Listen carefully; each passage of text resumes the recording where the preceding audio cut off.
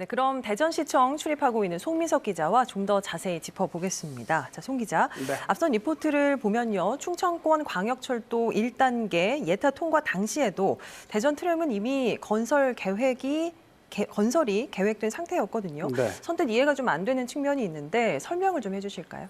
네, 이 도로와 철도와 관련한 정부의 예비 타당성 조사 지침을 보면요. 예타 결과에 영향을 주는 사업이 나중에 진행될 이런 가능성이 있을 때 예타를 시나리오별로 이렇게 하도록 하고 있습니다. 네. 그래서 충청권 광역철도 사업의 1단계 사업은 대전 트램을 건설하는 경우 그리고 건설하지 않는 경우 두 가지로 나눠서 이렇게 예타를 진행을 한 건데요. 당시 가수원에서 서대전역까지 노선이 겹치기 때문에 1번 시나리오죠. 트램이 건설될 경우 경제성이 떨어져서 예타 통과가 어려운 것으로 그렇게 결론이 났고요. 네. 반면 트램, 그러니까 대체나 경쟁 교통수단이 없다고 가정한 2번 시나리오에서는 경제성이 높아서 예타 통과가 가능했던 겁니다. 이 당시에 트램 건설 계획은 있었지만 사업이 확정된 게 아니기 때문에 2번 시나리오에 따랐던 건데요.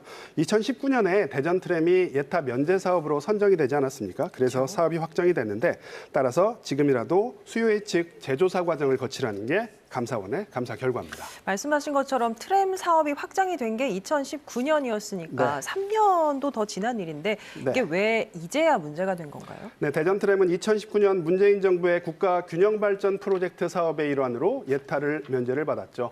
당시 예타의 벽을 넘지 못하던 전국 23개 사업이 혜택을 받습니다. 이 대전 트램이 예타 면제 사업으로 선정된 만큼 충청권 광역철도와는 별개로 봐야 한다. 이 입장이 바로 국토부와 기재부의 입장이었습니다. 네. 어차피 이 트램은 정부가 국가 균형 발전 차원에서 추진하기로 한 만큼 시나리오별로 이렇게 구분을 하는 건 별 의미가 없다 이렇게 본 건데요. 하지만 감사원은 이 같은 의견을 받아들이지 않았고요. 원칙대로 사후 관리를 하라고 지시한 만큼 대전시도 이참에 이 문제를 말끔하게 정리하고 넘어갈 필요가 있어 보입니다. 이번 논란의 본질이라고 하면 트램과 광역철도망, 충청권 광역철도 일부 노선이 중복된다는 거잖아요. 네. 사실 이 문제가 불거진 거 이번이 처음이 아니지 않습니까? 네, 충청권 광역철도 1단계 사업이 예타를 통과한 건 2015년 11월이었습니다. 이 당시에는 트램 노선이 확정된 상태가 아니었기 때문에 지금과는 반대죠. 지금과는 반대로 가수원 사거리에서 서대전역까지 4.8km 구간이 오히려 트램 노선에서 빠지는 거 아니냐 이런 우려가 제기가 됐었죠. 네. 이 지역 주민들이 그래서 강하게 반발했고요. 이런 반발에 부딪힌 대전시가 트램의 노선 변경은 없다 이렇게 다시 한번 못을 박았습니다. 그래서 지금의 트램 노선이 그때 완성이 됐습니다. 다만 이렇게 되면 반대로 트램의 예타 통과가 어려울 수가 있으니까 당시 대전시가 트램을 노선 중복 없는 1구간과 2구간 이렇게 나눠서 착공을 하고요. 완공은 동시에 한다 이런 꼼수 아닌 꼼수를 내놓기도 했었죠. 이후에 대전시가 순환형 트램을 계속해서 추진하고 결국 예타 면제까지 받으면서 이 수면 아래 가라앉았던 난제가 3년 만에 다시 불거진 셈입니다. 예, 자, 다시 충청권 광역철도 얘기를 좀 해보죠. 네. 수요 예측 재조사 결과에 따라서 정말 최악의 경우에는 예비 타당성 조사, 재조사를 또 하는 경우도 생기는 겁니까? 보통 타당성 재조사라고 하는데요.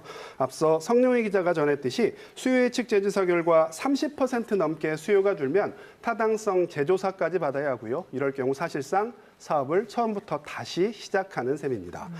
하지만 조심스럽긴 하지만 이럴 가능성은 그렇게 높아 보이지 않는데요. 기재부가 감사원에 보낸 의견만 봐도 충청권 광역철도 1단계 사업 기본계획이 이미 3년도 더 전에 고시가 돼서 지역 주민들이 사업 추진을 인지하고 있다는 점을 분명히 했습니다. 네. 또 중복된다는 노선도 이걸 확대해서 자세히 들여다보면요. 트램이 지나는 복수, 도마, 유천 지역과 광역철도가 지나는 신성, 문화동 지역은 직선 거리로 최고 1km 정도까지 떨어져 있거든요. 이게 무슨 얘기냐면 또 다른 수요가 분명히 있을 거란 얘기입니다. 또 도마역과 서대전역은 환승역 기능을 수행하기 때문에 그리 심각한 문제는 아니다. 이런 의견도 나오는데요. 이 때문에 좀 조심스럽긴 하지만 대전시도 내부적으로는 수요가 한 20% 정도 줄어드는 선에서 재조사를 통과할 거다. 이런 기대 섞인 전망을 하고 있습니다. 알겠습니다. 여기까지 듣겠습니다. 송민석 기자 수고했습니다.